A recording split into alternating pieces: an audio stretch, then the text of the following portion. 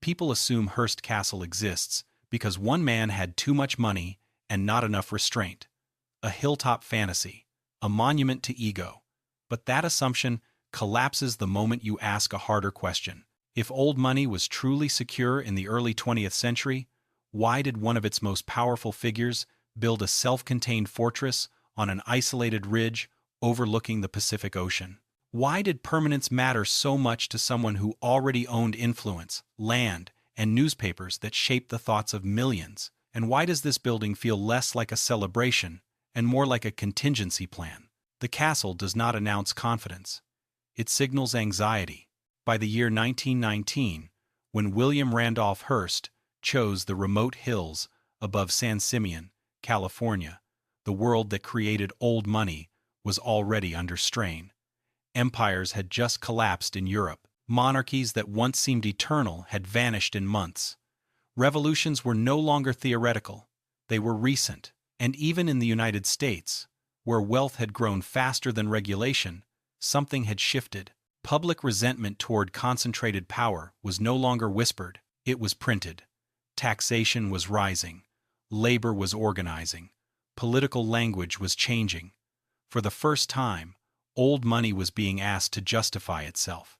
Hearst understood this earlier than most, not because he was a visionary idealist, but because he was deeply embedded in the machinery of fear. He did not merely observe public sentiment, he manufactured it. As the owner of one of the largest newspaper empires in the United States during the early 20th century, Hearst had front-row access to the emotional temperature of the country. He could see which stories sold panic, which narratives turned admiration into suspicion, which headlines sparked anger instead of awe. And what those newspapers revealed was not stability, it was volatility. The assumption that Hearst Castle was built for pleasure breaks down when you consider where it was built and what it contained. This was not a city mansion designed to impress peers. It was not a social hub meant to attract crowds. It was deliberately isolated, perched high above the coastline, reachable only through controlled access. The site itself mattered. From the hilltop, the land drops away sharply, creating natural separation. The ocean stretches endlessly west, offering both symbolic escape and physical distance. Inland access is narrow, manageable. This was not accidental. Geography was part of the design language. Hearst did not call it a castle at first. He referred to it as La Cuesta Encantada, the enchanted hill. But enchantment was a veneer.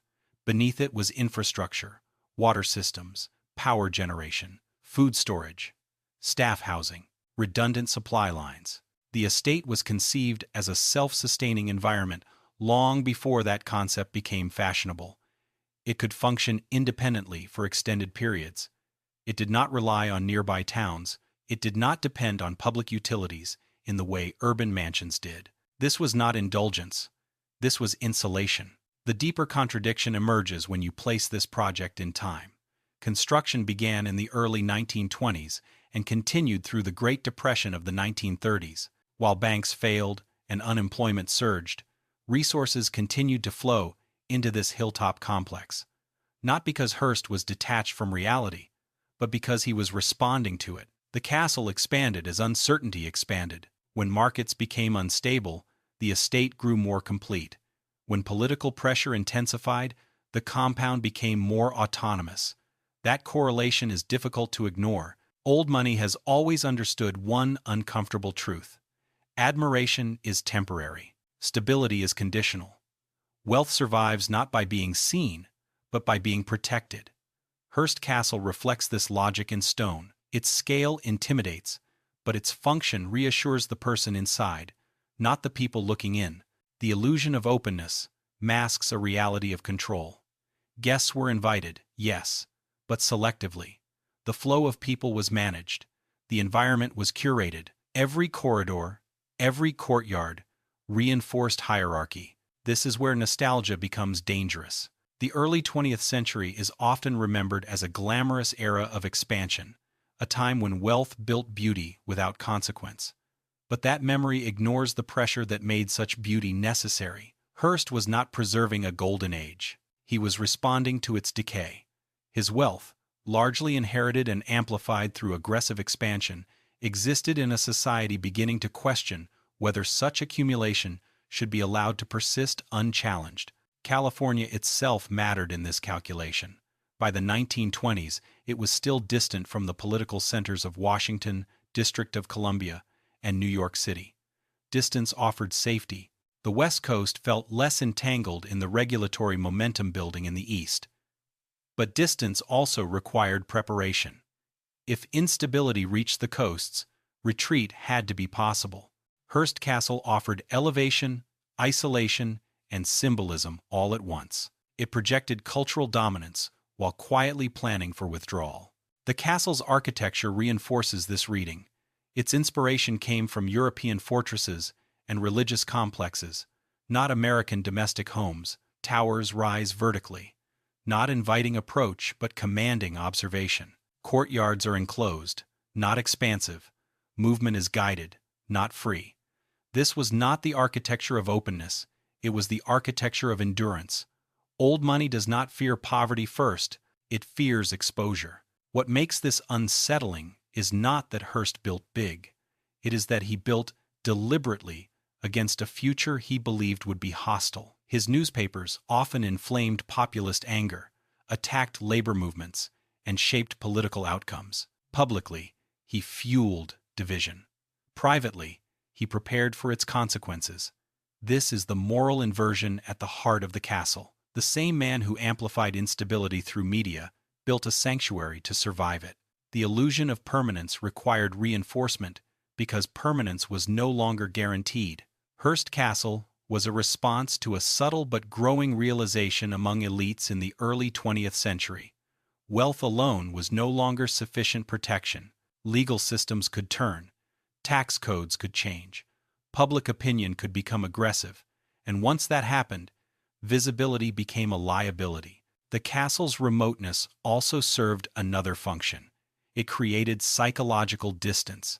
Away from cities, protests, and economic hardship, the estate offered a controlled reality. Inside its walls, scarcity was invisible. Outside, it was growing. This separation allowed old money to maintain internal stability, even as external systems strained. But that separation also deepened resentment. The more insulated the elite became, the more alien they appeared. By the late 1920s, the tension was unmistakable. Stock markets were volatile. Political rhetoric hardened. The belief that the wealthy were untouchable began to erode. Hearst Castle stood complete enough to function, yet never truly finished, as if adapting continuously to an evolving threat. Its construction mirrored the uncertainty of the era. There was no final state, only preparation. This is the illusion that collapses when you look closely. Hearst Castle was not built to celebrate dominance. It was built because dominance felt fragile. Old money sensed the ground shifting beneath it. The castle was a hedge against loss, not an expression of excess, a fortress disguised as a palace. And this raises the question that makes the story uncomfortable. If one of the most powerful men in the United States felt compelled to build a private world to survive what he feared was coming, what did he believe the rest of society was heading toward? And more importantly, what did he know that others did not? The hill still stands. The stone still holds. But the fear that created it never left. The castle only makes full sense once you understand that it was never meant to stand alone. It was embedded in a larger system of control, one that did not rely on walls or elevation, but on influence, perception, and timing. William Randolph Hearst did not believe architecture could protect him by itself. He believed protection came from shaping reality long before threats became visible. Hearst Castle was the physical endpoint of a much larger mechanism. Media power translated into spatial power. By the early 1920s, Hearst controlled dozens of newspapers across the United States, along with magazines, wire services, and international distribution networks. This was not passive ownership. Editorial lines were coordinated. Language was intentional. Stories were framed to provoke emotion rather than inform. Fear sold. Anger mobilized. Nostalgia reassured. Hearst understood something that would later become obvious to modern strategists. Controlling the narrative is often more effective than controlling territory. but he also understood its limits. The newspapers gave him reach, but they also made him visible. Visibility attracts scrutiny. As progressive movements gained momentum and political figures began openly discussing regulation, antitrust laws, and wealth redistribution, Hearst found himself in a paradox. He could influence public opinion, but he could not fully control the consequences of that influence. When anger turns outward, it does not always respect its source. Media power creates enemies as efficiently as it creates loyalty. This is where the castle shifts from luxury to infrastructure. Hearst Castle functioned as a private node within a sprawling empire, a place where decision-making could occur without interference, where access could be filtered, and where the outside world could be engaged on controlled terms. It was a retreat, but not a retreat from responsibility. It was a retreat from unpredictability. Consider the logistics. The estate required its own transportation networks, supply coordination, staff hierarchies, and communication systems. Nothing arrived by accident. Food, materials, and personnel moved along planned routes. Access points were limited and observable. Guests arrived by invitation, often transported under Hearst's supervision. This level of orchestration mirrors how his newspapers operated. Information flowed through channels he could monitor. The castle was not separate from his media empire. It was built using the same logic. Power, for Hearst, was never static. It had to be maintained, reinforced, and shielded. Public-facing influence was one layer. Private insulation was another. The more aggressively his newspapers shaped public discourse, the more carefully his private world was constructed. This duality is critical. While readers consumed stories designed to stir emotion, the man behind them was designing a space to remain calm, distant, and protected from the reactions those stories might provoke. There is a moral tension here that the architecture does not hide, but it does soften. Hearst Castle presents beauty, art, and culture as its surface language. Classical sculptures, imported ceilings, European tapestries. These elements suggest refinement, continuity, and legitimacy. But beneath them lies a different message: separation. The castle asserts that its owner belongs to a different category of society, one that observes rather than participates. This separation was not only physical, it was psychological. Hearst understood that modern mass politics was fueled by proximity. The closer the public felt to power, the more entitled it felt to challenge it. Distance created mystery. Mystery preserved authority. By retreating to a place that was difficult to access and impossible to fully observe, Hearst reduced the emotional proximity that made elites vulnerable. The timing of this strategy matters. During the 1920s, the United States experienced rapid industrial expansion alongside rising inequality. Labor strikes, anti-monopoly sentiment, and populist rhetoric were no longer fringe phenomena. They appeared in mainstream discourse, sometimes in the very newspapers Hearst controlled. This was not ignorance, it was calculation. By giving voice to certain grievances while directing their focus elsewhere, Hearst attempted to channel unrest without allowing it to coalesce around his own position. But systems under pressure rarely behave predictably. The same mechanisms that amplify fear can also turn it inward. Hearst's empire thrived on attention, but attention is volatile. Public trust erodes quickly when economic conditions deteriorate. When the Great Depression began in 1929, the social contract that had protected old money weakened. Newspapers could shape narratives, but they could not erase hunger, unemployment, or anger. This is when the castle's role as a command center becomes more visible.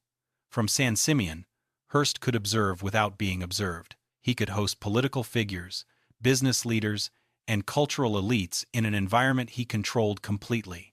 Conversations took place away from public scrutiny, framed by luxury that reinforced hierarchy.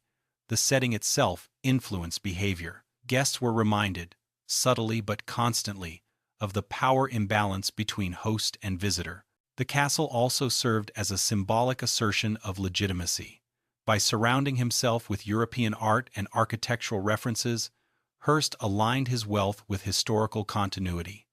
This was a deliberate strategy. Old money survives by convincing others that it is not new, not accidental, not temporary. It presents itself as inevitable. The castle was a narrative tool as much as a residence. It told a story of permanence even as the underlying systems that supported it began to wobble. Yet even this symbolism had limits. Cultural legitimacy does not guarantee political safety.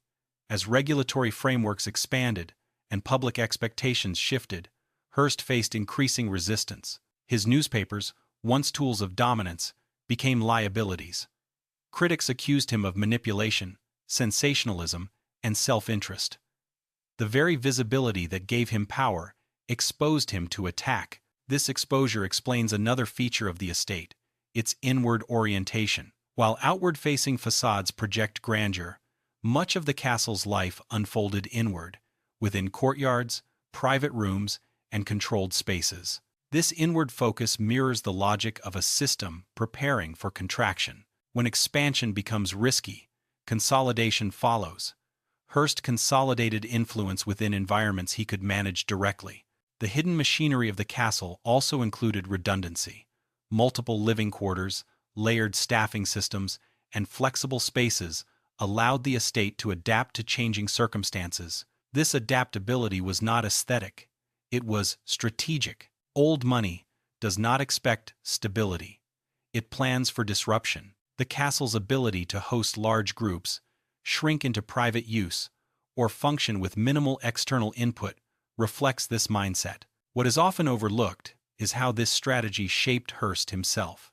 Power exercised at a distance alters perception. The more insulated the decision-maker becomes, the more abstract the consequences of those decisions feel. From the hilltop, economic hardship became data rather than experience.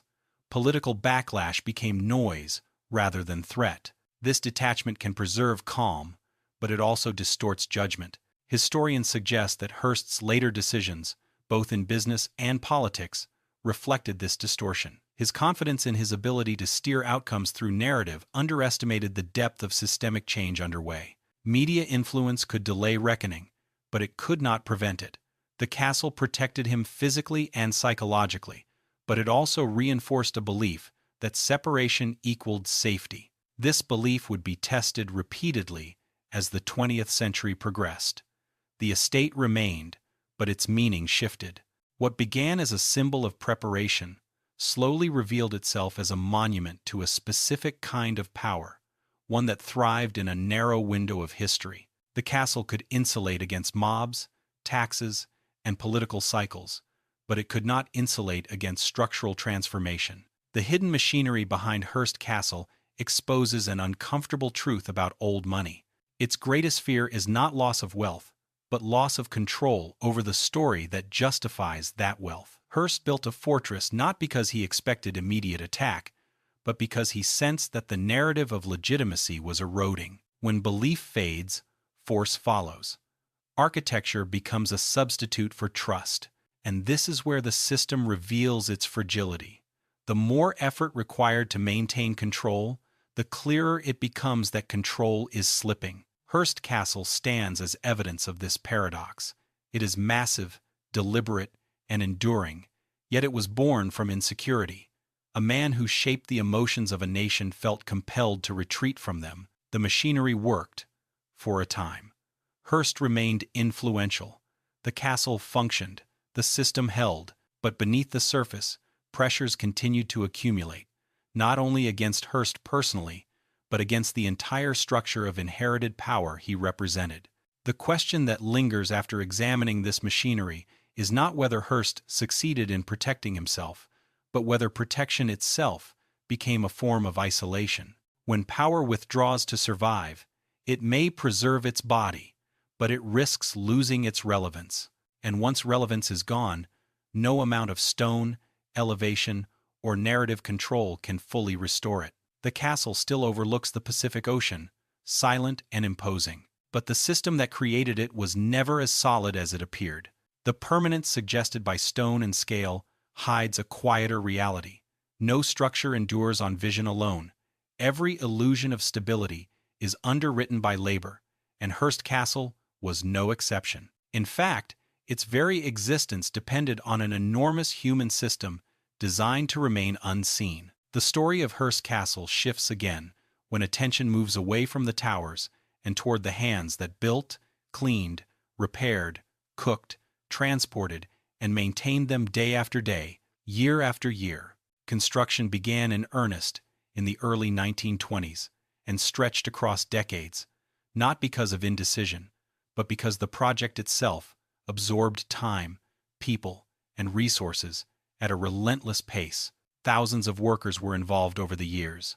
Architects, stonemasons, carpenters, artisans, engineers, gardeners, drivers, cooks, and domestic staff. Many traveled long distances to reach the remote site. Some stayed for years, others passed through briefly, leaving behind effort but not memory. The castle did not record their names in stone. This labor was not temporary. Maintenance was a permanent condition.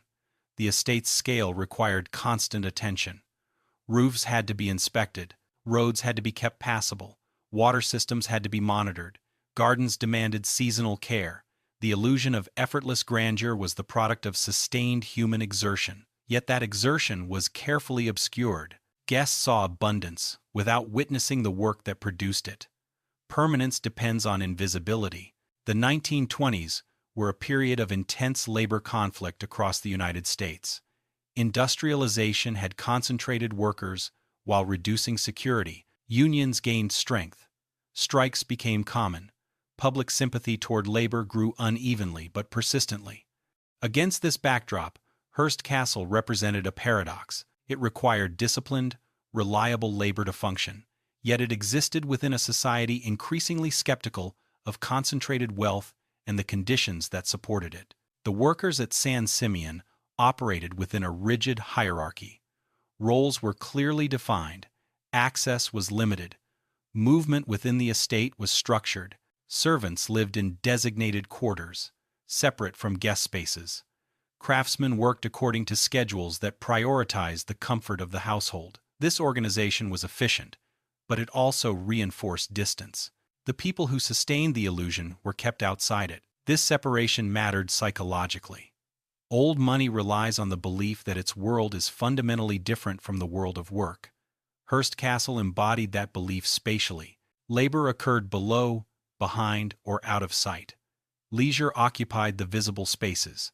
The result was not cruelty in the theatrical sense, but detachment. When labor becomes invisible, its cost becomes abstract. Economic reality intruded regardless. The Great Depression of the 1930s disrupted labor markets across the country. Unemployment surged. Desperation increased. At San Simeon, work continued, but conditions changed. Wages, availability of jobs, and security fluctuated. For many workers, employment at the estate offered relative stability compared to the chaos elsewhere. This stability, however, came with dependence. The castle became a closed system, offering shelter while demanding loyalty and silence. Historians note that such arrangements were common in large estates during periods of instability. They created microeconomies insulated from broader collapse. For those inside, survival depended on remaining useful to the system. For those outside, the system appeared indifferent. This dynamic deepened resentment toward elite enclaves. As inequality became more visible, the contrast between abundance and scarcity sharpened. The human cost of permanence is rarely dramatic in a single moment. It accumulates quietly: long hours, limited mobility, suppressed voice. Workers at Hearst Castle were not enslaved, but neither were they free in the modern sense. Their lives revolved around the needs of a structure designed to outlast social upheaval. Their labor supported a vision of continuity that excluded them from its benefits. This exclusion was reinforced culturally. Hearst Castle presented itself as a center of art, intellect, and refinement. Guests engaged in conversation, performance, and display. Workers facilitated these experiences without participating in them. The division between observer and observed was absolute. This division mirrored broader social patterns of the era, where wealth and culture were intertwined in ways that marginalized those who produced the conditions for both. Nostalgia often sanitizes this period. It frames the early 20th century as an age of elegance and craftsmanship. What that framing omits is the imbalance of agency. Craftsmanship thrived because labor had limited alternatives. Elegance was affordable because inequality was normalized. Hearst Castle did not create these conditions, but it depended on them. Its beauty was inseparable from the constraints placed on others. As political pressure increased, this dependency became risky. Labor unrest threatened not only factories but symbols.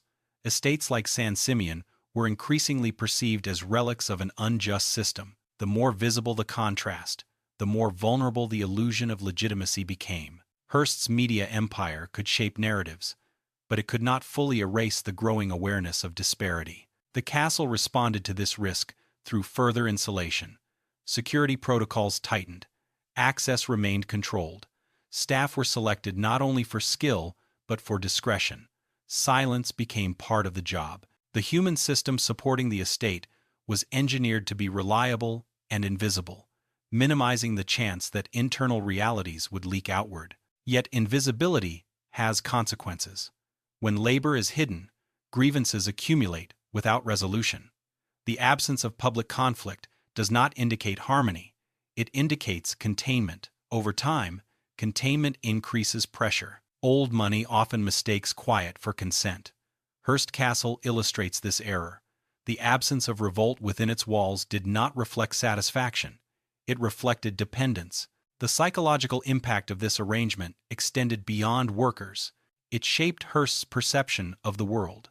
Surrounded by staff trained to anticipate needs and avoid confrontation, he experienced a reality curated for stability.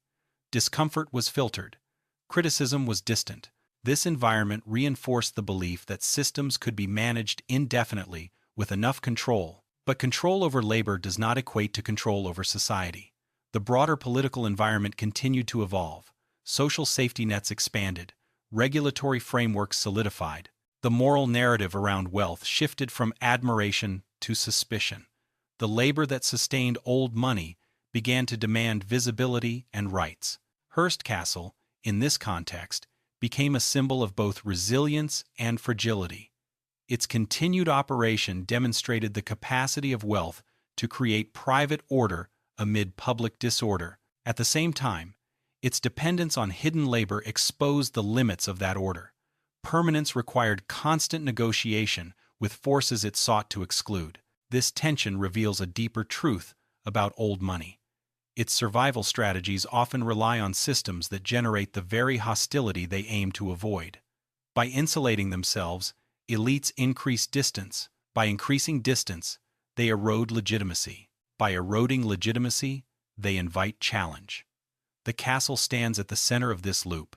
The workers who maintained Hearst Castle did not participate in its narrative of endurance. They enabled it. Their lives were structured around preserving an illusion that did not include them. This is not an accusation. It is a mechanism. Systems do not require malice to produce imbalance. They require design. As decades passed, the composition of the workforce changed, but the structure remained. The castle continued to demand labor while concealing it. Over time, this concealment became part of its identity. Visitors admired the architecture without considering the human system that sustained it. The absence of visible labor reinforced the fantasy of effortless permanence. This fantasy is powerful. It convinces observers that stability is natural, that wealth sustains itself, that systems endure because they deserve to. Hearst Castle contradicts this belief quietly. It reveals that endurance is manufactured daily, at cost, by people whose stories remain largely untold. The human cost of permanence is not recorded in guest books or photographs. It resides in routines, sacrifices, and silences. Hearst Castle stands today as a preserved monument, but the labor that made preservation possible has faded from view.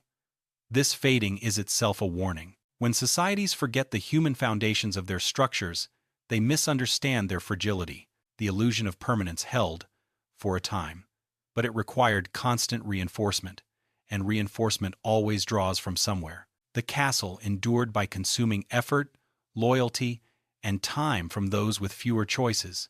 This is the hidden price of survival strategies built on separation.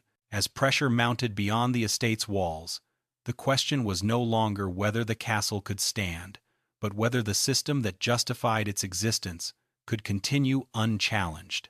And that question would soon move from the realm of labor to the realm of politics, law, and finance, where insulation becomes harder to maintain and consequences more difficult to contain. Pressure does not announce itself all at once. It accumulates quietly, through policy drafts, budget hearings, public speeches, and shifting assumptions about who should bear the cost of a society under strain. By the early 1930s, the environment that had allowed old money to expand without restraint no longer existed. The systems that once protected wealth began to turn inward, and Hearst Castle, designed to endure hostility from below, faced a different kind of threat from above.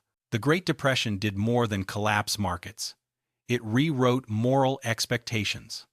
Wealth was no longer viewed as evidence of success alone. It became a subject of suspicion.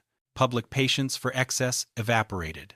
Governments, desperate for revenue and legitimacy, looked toward concentrated fortunes as both solution and symbol.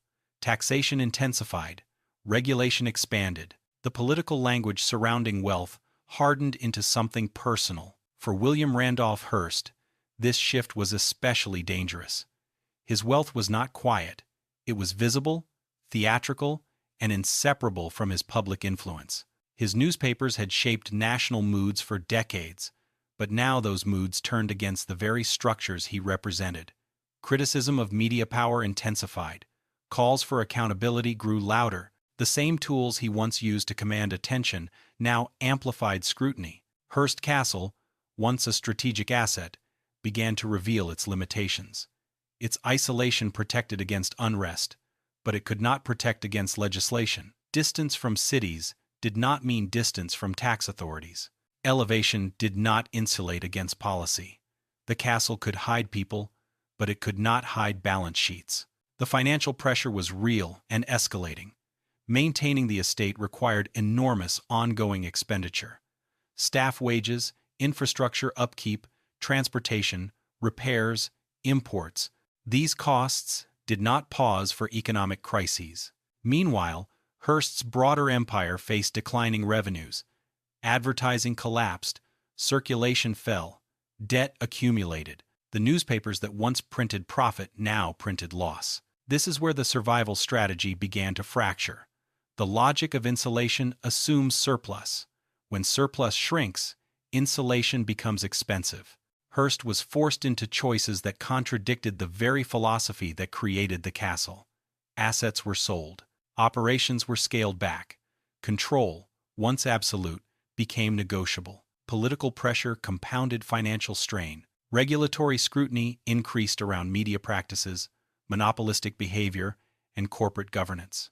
Hearst's influence in Washington, District of Columbia, weakened as reformist agendas gained traction.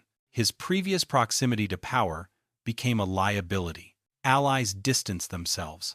Public officials recalibrated their associations. The castle reflected this shift subtly. Activity slowed. Construction decelerated. Plans were revised or abandoned. What had once been an open-ended project of preparation became a burden requiring justification. The estate still functioned, but its role changed.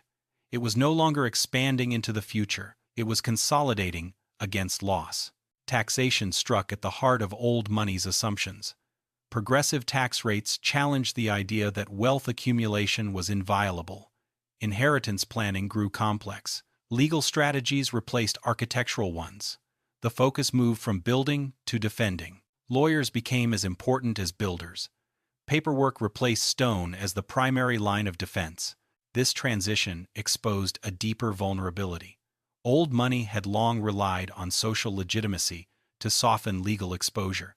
When legitimacy eroded, law became blunt. Hearst Castle, despite its grandeur, could not argue its own case. It could not vote, lobby, or negotiate. It stood as a fixed cost in a dynamic political environment. The psychological impact on Hearst was significant. records imply increasing frustration and defensiveness. The belief that systems could be mastered through narrative alone weakened. The castle, once a symbol of foresight, began to feel like an anchor tying him to a past that no longer commanded respect. Retreat followed, not as flight, but as recalibration. Hearst reduced his presence. He delegated more.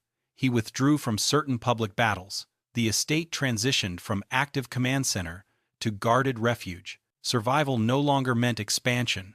It meant endurance. This retreat illustrates a critical pattern in the life cycle of old money. When pressure intensifies, visibility becomes optional. Influence shifts from public assertion to private negotiation. Power seeks quieter channels. The castle's silence during this period is telling. Its walls remained, but its voice diminished. Meanwhile, the broader social landscape continued to transform. New Deal policies redefined the relationship between government and capital. Labor protections strengthened. Public expectations adjusted. The rules of engagement changed. Wealth could still exist, but it had to justify itself differently. Hearst Castle could not adapt symbolically. It represented an older logic of power rooted in dominance and separation. In a society moving toward regulation and collective responsibility, that logic felt outdated. The castle endured physically, but its meaning drifted. Maintenance continued, but ambition receded. The estate became less about preparing for the future and more about managing decline. This shift did not occur suddenly. It unfolded through compromises, delays, and recalculations. Each decision preserved the structure while conceding influence. Financial records from the period reveal mounting obligations. Debt restructuring became necessary. Assets outside the castle were liquidated to preserve the core. This inversion is crucial. The periphery was sacrificed to protect the symbol. Old money prioritizes identity even under strain. Yet identity alone cannot sustain a system indefinitely. The costs of preservation rose as revenues stagnated. The castle's autonomy depended increasingly on external tolerance. As long as authorities allowed it to exist without challenge, it survived. Survival became conditional. This conditionality marks the true beginning of vulnerability. When survival depends on permission rather than power, permanence becomes illusion. Hearst Castle entered this phase quietly, without public collapse, but with diminished agency. The moral compromise embedded in this transition is subtle. To preserve the estate, Hearst accepted constraints he once resisted. He adjusted his media posture. He negotiated with forces he previously shaped. The fortress did not fall, but it bent. This bending reflects a broader truth about elite survival strategies. They are effective against chaos, but less effective against systemic reform. Riots can be avoided, laws cannot. The castle was designed to withstand instability, not transformation. By the mid-20th century, the environment that produced Hearst Castle no longer existed. The estate remained, but its role was ambiguous. It was neither fully private nor fully public. Its future depended on accommodation rather than dominance. This outcome does not diminish the castle's significance. It clarifies it. Hearst Castle was built to survive the fall of old money, but survival does not mean victory. It means persistence at reduced scale, under altered terms. The pressure that reshaped the estate did not destroy it. It redefined it. What began as a monument to foresight became a lesson in limitation. Architecture could delay exposure.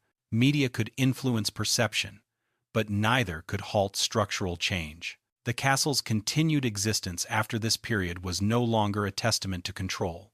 It was evidence of negotiation. Old money did not disappear. It adapted, compromised, and retreated into forms that attracted less attention. And this is where the story tightens. Because the moment old money retreats, it leaves behind symbols without context. Structures remain, while the logic that built them fades. Hearst Castle stands today as one of those symbols. The pressure that forced retreat did not resolve. It transformed. The questions raised in the 1930s about wealth, legitimacy, and power did not vanish. They were deferred, and deferral is not resolution. As the castle settled into its new role, the unresolved tension lingered. The system that produced it had survived, but at cost, and the strategies used to endure that pressure would shape how elite power behaved in the decades that followed. Quieter, more cautious, and always watching for the next shift that architecture alone could not withstand. Hearst Castle did not collapse. That is the detail most people remember. The towers still stand. The terraces still overlook the Pacific Ocean. The stone still absorbs sunlight as if nothing fundamental ever changed. But survival can be deceptive. When a system endures physically while its logic dissolves, what remains is not stability. It is residue. By the mid-20th century, Hearst Castle no longer functioned as a private survival mechanism. It had become something else entirely, a relic whose meaning shifted depending on who looked at it. To some, it was a triumph of vision. To others, an artifact of excess. To institutions, it was a problem to be managed. This transformation matters because it reveals the final stage of old money under pressure. When insulation fails, symbols are surrendered. The decision to transfer Hearst Castle into public stewardship was not an act of generosity in the romantic sense. It was an adaptation. The costs of maintenance, taxation, staffing, and political exposure had surpassed the benefits of private ownership. The estate could no longer justify itself as a strategic asset. Its value lay increasingly in what it could become, not what it had been. This is the moment where old money makes its quietest compromise. It preserves the structure by relinquishing control. It trades privacy for permanence. The castle survives, but its role changes from fortress to exhibit. What was once designed to exclude becomes curated for access. The illusion of dominance gives way to managed legacy. This transition mirrors a broader pattern that repeats across generations of elite power. When direct control becomes too costly, influence migrates into softer forms. Foundations replace estates, boards replace owners, endowments replace personal command. Power does not vanish, it changes shape.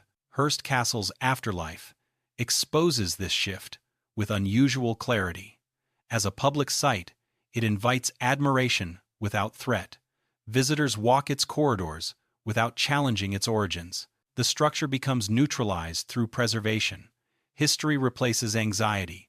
Beauty replaces fear. The very act of opening the castle to the public diffuses the tension that created it. But this diffusal is incomplete. Something uncomfortable lingers beneath the surface. The castle still radiates separation. Its scale still implies hierarchy.